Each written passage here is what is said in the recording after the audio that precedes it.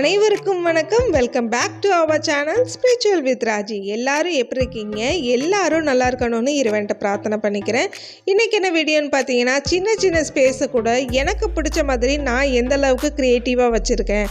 மட்டும் இல்லை, பெண்கள் நம்மளை பாசிட்டிவாக எனர்ஜெட்டிக்காக வச்சுக்கணும். நம்ம செய்கிற விஷயங்கள் சரியாக இருந்து அதை ஒருத்தர் குறை சொன்னால் கூட டோன்ட் கேர் டேக் கேர்னு போய்கிட்டே இருக்கணும்.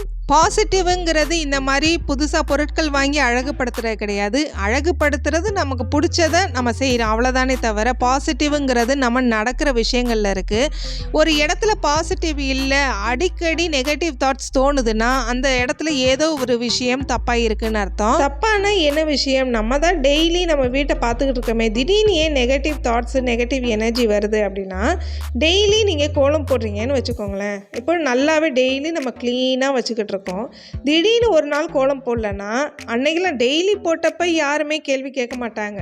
போடாத அன்னைக்கு ஏன் இன்னைக்கு கோலம் போடலையா, ஏன் இன்னைக்கு எதுவும் செய்யலையா அப்படின்ற ஒரு எண்ணம் உருவாகும். அது கோலம் போடாமலே இருக்கிறவங்க கிட்ட அந்த வார்த்தைகள் கூட கேட்க மாட்டாங்க. ஏன் என்ன ரீசன்னா, நம்ம பாசிட்டிவாக இருக்கிறோன்றது நமக்கு மட்டும் கிடையாது, மற்றவங்களுக்கும் தெரியும். இது சொல்லும் போது எனக்கு ஒரு ஞாபகம் வருது. நான் ஒரு ஊரில் ஒரு கல்யாணத்துக்கு போயிருந்தப்ப மணமக்கள் வரும்போது அந்த மணமக்களுக்கு நேர் எதிர ஒரு பெண்கிட்ட, அதாவது ஒரு சுமங்கலி பெண்கிட்ட, ஒரு நிறக்குடம் நிறைய தண்ணியை கொண்டு வாமா அப்படின்னு சொல்லியிருந்தாங்க. நானும் வாய் இருக்க மாட்டாமல் எதுக்குமா இந்த மாதிரி சொல்கிறீங்க அப்படின்னு கேட்டேன். அதுக்கு அந்த அம்மா, இந்த நிறக்குடம் மாதிரியே மணமக்களோட வாழ்க்கை நிறைஞ்சு இருக்கணும்னு சொன்னாங்க.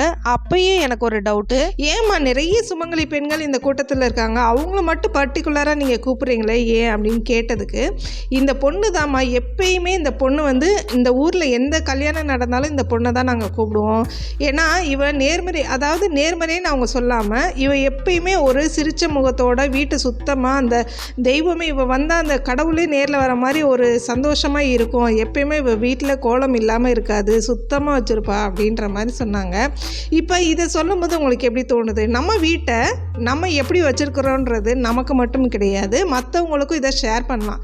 ஏன்னா இப்படி இருக்கும்போது மற்றவங்களும் அதை பார்த்து ஒரு சில விஷயங்கள் கற்றுக்குருவாங்க. இதிலேருந்தே உங்களுக்கு புரிஞ்சிருக்கும், நெகட்டிவாக பாசிட்டிவாக மாற்றுறதும் நம்ம கையில் தான் இருக்குது, பாசிட்டிவாக நெகட்டிவாக மாற்றுறதும் நம்ம கையில் தான் இருக்குது. வேறு எந்த ஒரு காரணமும் கிடையாது. நம்மளால் முடிஞ்ச வரைக்கும் நம்ம வீட்டை சுத்தம் பண்ணி ஒரு 5லேருந்து 7 விளக்கு ஏற்றி பாருங்க. மாற்றம் ஒன்றே மாறாதது, எல்லாமே நல்லபடியாக மாறும்.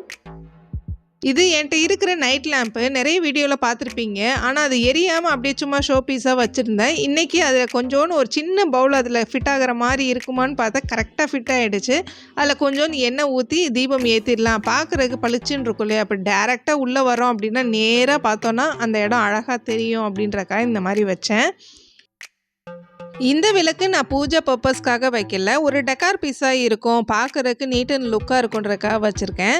அதுக்கப்புறம் ஒரு சிஸ்டர் ஜலதீபத்தை பற்றி கேட்டிருந்தீங்க. நான் ஏற்கனவே ஜலதீபம் பற்றி நான் ஒரு வீடியோ கொடுத்துருக்கேன் சிஸ்டர், செக் பண்ணி பாருங்கள். இந்த வீடியோலையும் ஒரு சின்ன கிளிப்பிங்ஸ் ஆட் பண்ணியிருக்கேன். ஜலதீபம்ங்கிறது 3/4 பங்கு தண்ணீர், 3 ஸ்பூனோ இல்லை 4 ஸ்பூனோ 2 ஸ்பூனோ, எத்தனை ஸ்பூன் உங்களுக்கு என்ன தேவைப்படுதோ அத்தனை ஸ்பூன் ஊற்றிக்கலாம். ஃபஸ்ட்டு தண்ணியை ஊற்றிட்டு அது மேலே எண்ணெயை ஊற்றிட்டு அதுக்கு மேலே ஃப்ளோட்டிங் திரி போட்டும் ஏற்றலாம். நான் இன்றைக்கி ஃப்ளோட்டிங் திரி யூஸ் பண்ணியிருக்கேன். அதே மாதிரி நான் ஏற்கனவே கொடுத்த வீடியோவில் நான் பஞ்சத்திரி போட்டும் யூஸ் பண்ணியிருக்கேன். எது உங்களுக்கு பெட்டரோ அந்த மாதிரி யூஸ் பண்ணிக்கோங்க. இந்த ஜலதீபத்தை எவர்சில்வர் தவிர்த்து எதில் வேணாலும் ஏற்றலாம். மண்ணில் ஏற்றலாம், பிரான்ஸு, பிராஸு, வெள்ளி, எதில் வேணாலும் ஏற்றலாம். கலச தீபமாகவும் ஏற்றிக்கலாம். உங்களுக்கு எப்படி பிடிக்குமோ அந்த மாதிரி ஏற்றிக்கோங்க. நான் ஜலதீபம் ஏற்றும் போது எப்பயுமே கண்ணாடி டம்ளர் தான் யூஸ் பண்ணுவேன். ஏன்னா நம்ம தீபம் கண்ணாடி டம்ளரில் தீபம் ஏற்றும் போது அதோட பிரதிபலிக்கும் தன்மை அப்படியே ரிஃப்ளெக்ட் ஆகி நம்ம கூட வர மாதிரி இருக்கும். எல்லா இடத்துலையும் ஸ்ப்ரெட் ஆகிறது உங்களுக்கே தெரியும், ட்ரை பண்ணி பாருங்கள். அதுக்கப்புறம் ஒரு சிஸ்டர் கேட்டிருந்தீங்க, பூஜா ரூமில் நியூஸ் பேப்பர் விரிக்கலாமான்னு. நியூஸ் பேப்பர் விரிக்கலாம், அதை டக்குன்னு க்ளீன் பண்ணுறதுமே ஈஸி, டக்குன்னு எடுத்து க்ளீன் பண்ணிடலாம். ஆனால் அதுக்கு எனக்கு ஏதாவது தப்பான கமெண்ட் பண்ணுவாங்க, என்னை வந்து ஏதாவது சொல்லுவாங்க அப்படின்ற மாதிரி பயந்தீங்க. அந்த மாதிரி உங்களுக்கு தோணுச்சு அப்படின்னா நம்மகிட்ட இருக்கிற ஷெல்ஃப் லைனர் ஏதாவது யூஸ் பண்ணலாம். நீங்கள் அதே மாதிரி ப்ரௌன் கலர் இல்லாமல் லைட் கலர், அதாவது எப்படி சொல்கிறது, ரெட்டு, பிங்க்கு, இந்த மாதிரி யூஸ் பண்ணும்போது நம்ம என்ன பொருள் வச்சுருக்கிறோன்றது உங்களுக்கு பளிச்சுன்னு தெரியும். இப்போ இங்கே நான் பார்த்தீங்கன்னா ப்ளூ கலரில் போட்டிருக்கிறேன். நான் என்னென்ன வச்சுருக்கேன்றது தூரமாக காமிக்கும் போது உங்களுக்கு தெரியும், டக்குன்னு தெரியும் இல்லையா. அதுக்கப்புறம் ஒரு டிப்பு, ஷெல்ஃப் லைனர் யூஸ் பண்ணுறவங்க டக்குன்னு எடுத்து அந்த ஷெல்ஃப் லைனரை ஒட்டிடாதீங்க. ஏன்னா அதோட கார்னரில் அழுக்கு பிடிக்குதா என்னன்றது நமக்கு தெரியாது. க்ளீன் பண்ண தான் தெரியும். அதே மாதிரி அந்த ஷெல்ஃப் லைனரை விரித்து அதுக்கு மேலே எப்படிலாம் ஆர்கனைஸ் பண்ணணுமோ அப்படி ஆர்கனைஸ் பண்ணிடுங்க.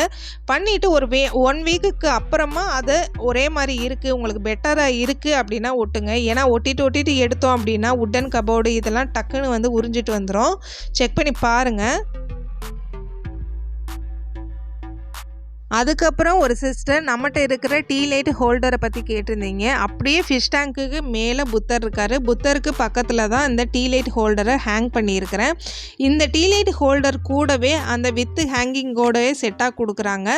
இது நான் மீஷோவில் தான் வாங்கினேன். உண்மையிலே பெட்டர் ப்ராடக்ட்னு சொல்கிறேன். ஏன்னா நிறைய ப்ராடக்ட் இந்த மாதிரி இருந்தால் கூட இதுதான் எனக்கு பெட்டராக இருக்குது. ஏன்னா ஸ்பேஸ் சேவிங்காகவும் இருக்குது. வித்து அந்த வால் ஹேங்கிங் ஹூக்கோடையும் நமக்கு கொடுத்துட்டாங்க. இன்னொன்று, இதுக்குள்ளே இருக்கிற அந்த தூபம் வைப்போம் இல்லையா, அது வந்து செட்டை இப்படி மூடி இழுத்தாலே அதோட அட்டாச்சாகவே வந்திருக்கு. அதே மாதிரி இது மெட்டல் ப்ராடக்ட்டு. மேலே வந்து கோட்டிங் கொடுத்துருக்குறாங்க, பிராஸ் கோட்டிங் கொடுத்துருக்குறாங்க. உண்மையிலே பெட்டர் ப்ராடக்ட்னு சொல்லுவேன். இதுக்கு நான் 5 out of 5 கொடுப்பேன். அந்தளவுக்கு நல்லா இருக்குது. அதுக்கப்புறம் நம்ம நிலைவாசல் இருக்கு இல்லையா, நிலைவாசலில் ஒரு 3/4 அடி செவர் மாதிரி இருக்கும். கொஞ்சம் கம்மியாகவே தான் இருக்கும்னு நினைக்கிறேன். அது ஃபுல்லாக பார்த்தீங்கன்னா விளக்கு ஏற்றி திட்டு அந்தந்த இடத்துல ஒரு மாதிரி ஆன மாதிரி ஆயிடுச்சு. சரி, இதை ஒரு மேக் ஓவர் பண்ணிடலாம் அப்படின்ட்டு பசங்களுக்கு ப்ராஜெக்ட் ஒர்க்குக்காக வாங்கினேன். ஒரு கிராஸ் மேட் இருந்துச்சு. அதை கரெக்டாக மெஷர் பண்ணி அதை டபுளாக கட் பண்ணி இங்கே அசம்பிள் பண்ணலாம் அப்படின்னு எடுத்துக்கிட்டேன்.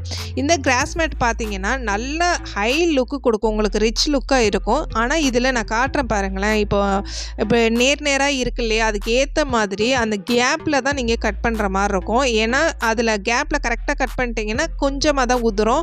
இதே நீங்கள் இடம் தெரியாமல் சென்டராக ஏதோ ஒரு இடத்துல கட் பண்ணுறோம் அப்படின்னா அப்படியே உதிர ஆரம்பிக்கும். ரொம்பலாம் வேஸ்ட் ஆகாது. இருந்தால் கூட கொஞ்சம் பார்த்து கட் பண்ணும்போது வேஸ்டேஜ் குறைக்கலாம். அதே மாதிரி இதில் தண்ணி வடிகிறதுக்கும் சின்ன ஹோல்ஸ் கொடுத்துருப்பாங்க. நம்ம கார்டன் ஏரியா, கால் தொடக்கி இப்படி எல்லா இடத்துலையுமே அசம்பிள் பண்ணிக்கலாம். ஆனால் ஒரு சின்ன விஷயம், ஹீட் வந்து அதிகமாக படுது அப்படின்னா பிளாஸ்டிக் கவர் எப்படி உருகும் அந்த மாதிரி இது உருக ஆரம்பிச்சிரும். நானே இதை வந்து விளக்கு ஏற்றும் போது அடியில் ஒரு பிளேட்டு வச்சு தான் வைப்பேன். நீங்கள் விளக்கு ஏற்றுறீங்க அப்படின்னா ஒரு பிளேட்டு வச்சு யூஸ் பண்ணும்போது பெட்டராகவே இருக்கும்னு நினைக்கிறேன். நம்ம வீட்டில் கிராஸ் மேட்டை இப்படி தான் அசம்பிள் பண்ணேன். பார்க்குறதுக்கு அவ்வளோ ஒரு அழகாக ரிச் லுக்கோடு இருந்துச்சு. இது மேலே ஒரு ஹைரண்ட் லுக்கு கொடுக்கறதுக்காக தான் இந்த 4 பாட்டு வாங்கியிருந்தேன். ரொம்பவே அழகாக இருந்துச்சு இந்த பாட்டு.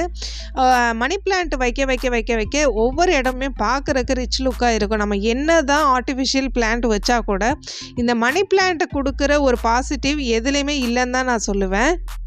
இந்த மணி பிளான்ட் வைக்கும்போது அந்த ஸ்டெம்லேருந்து ஒவ்வொரு இடத்துலையுமே வேர் வரும். அந்த வேருக்கு ஒரு சின்ன பகுதி, ஒரு சின்ன கேப் விட்டு தான் நம்ம கட் பண்ணணும். இந்த மாதிரி ஒரு சின்ன தண்டு மணி பிளான்ட்டு தான் நான் எடுத்துகிட்டு வந்தேன். அது ஒவ்வொன்றா ஒவ்வொரு தொட்டிலே வச்சு அதை எக்ஸ்டெண்ட் பண்ணிக்கிட்டே போனேன். இப்போ நம்ம வீட்டில் பார்த்திங்கன்னா நிறைய இடத்துல மணி பிளான்ட் இருக்கும், பார்த்துருப்பீங்க. இதை இன்டோராகவும் வளர்க்கலாம், அவுட்டோர் பிளான்ட்டாகவும் வளர்க்கலாம். இந்த டக் பாட்டை நேற்று 22ஆம் நாள் பிரம்ம முகூர்த்த பூஜையிலே பார்த்துருப்பீங்க. ரொம்பவே அழகாக இருக்குல்ல, எனக்கே பார்க்க ரொம்ப பிடிச்சிருக்கு. இதை பார்த்துட்டு என் பசங்களுமே இன்னுமே எனக்கு இந்த மாதிரி வாங்கி கொடுங்க, நான் அழகாக வச்சுக்கிறேன் அப்படின்னு கேட்குற அளவுக்கு ரொம்பவே அழகாக இருக்குது. இன்னும் கொஞ்ச நாளில் இதுவும் அழகாக வளர ஆரம்பிச்சிடும். பார்க்குறதுக்கு இன்னும் புஷியாகவே இருக்கும்னு நினைக்கிறேன். அழகாக இந்த கிராஸ் மேட் மேலே இந்த டக் பாட்டை வச்சிடலாம். நம்ம எந்த ஒரு ஆர்கனைஸ் பண்ணும்போதும் சரி, இந்த பேக்ரவுண்டு ஒரு கலராக இருக்கணும். அதுக்கு ஆப்போசிட்டாக, அதாவது அதுக்கு நேர் எதிராக இப்போ வந்து இந்த க்ரீனுக்கு இந்த ரெட்டு வந்து பளிச்சுன்னு தெரியுது இல்லையா, அந்த மாதிரி அட்ராக்டிவாக எது செட் ஆகுதோ அந்த மாதிரி வைக்கணும். நம்ம வீட்டில் விநாயகர் பெருமான நிலைவாசலில் நிறுத்தியாச்சு. அவருக்கு நான் தெளிவாக பூஜை பண்ணியிருக்கேன். நிலைவாசல் பூஜை நான் எப்படி பண்ணினேன், விநாயகர் பெருமானுக்கு நான் எந்த மாதிரி செஞ்சுருக்கேன் அப்படின்றதையும் நான் அடுத்த வீடியோவில் உங்களுக்கு சென்ட் பண்ணுறேன். இன்னைக்கு 23ஆம் நாள் பிரம்ம முகூர்த்த பூஜை ரொம்பவே சிறப்பாக செஞ்சு முடிச்சாச்சு. நான் தினம் ஒரே மாதிரி பஞ்சதீபத்தையே நான் காமிச்சா உங்களுக்கு ஒரு போர் அடிக்க ஆரம்பிச்சிடும். எனக்குமே ஒரே மாதிரி காமிக்கிறது பிடிக்காது. அதனால தான் இன்றைக்கி நான் எப்படி மேக் ஓவர் பண்ணியிருக்கிறேன், எப்படி டெக்கர் பண்ணியிருக்கேன் அப்படின்றத உங்கள்கிட்ட ஷேர் பண்ணியிருக்கேன். இந்த வீடியோ உங்களுக்கு பிடிச்சிருந்தா மறக்காமல் ஷேர் பண்ணுங்கள், சப்ஸ்கிரைப் பண்ணுங்கள், கமெண்ட் பண்ணுங்கள். நீங்கள் பண்ணுற ஒவ்வொரு கமெண்ட்டும் எனக்கு வேல்யூபிளான சப்போர்ட்டாக இருக்கும்னு நினைக்கிறேன். நன்றிகளை வார்த்தைகளால் சொல்ல முடியாது. மனமார்ந்த நன்றிகள் பல.